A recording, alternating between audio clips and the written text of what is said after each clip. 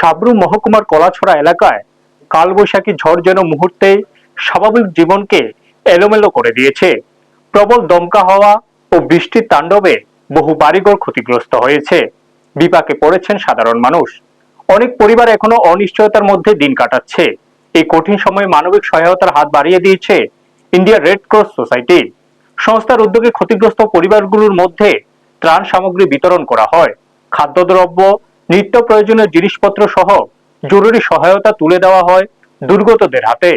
দুর্যোগের সময় মানুষের পাশে দাঁড়ানোর ক্ষেত্রে রেড ক্রসের ভূমিকা বরাবরই উল্লেখযোগ্য। প্রাকৃতিক বিপর্যয় কিংবা সংকটময় পরিস্থিতিতে তারা দ্রুত সাহায্য পৌঁছে দিয়ে আসছে দীর্ঘদিন ধরে। এদিন ত্রাণ বিতরণ কর্মসূচিতে উপস্থিত ছিলেন সংস্থার দক্ষিণ জেলার কোষাধ্যক্ষ বিপ্লব সেন। পাশাপাশি রেড ক্রস সোসাইটির লাইফ মেম্বার মাইলাফ্রু মগ, বিপুল ভৌমিক, সমীর পাল সহ অন্যান্য স্বেচ্ছাসেবীরাও সক্রিয়ভাবে অংশ নেন।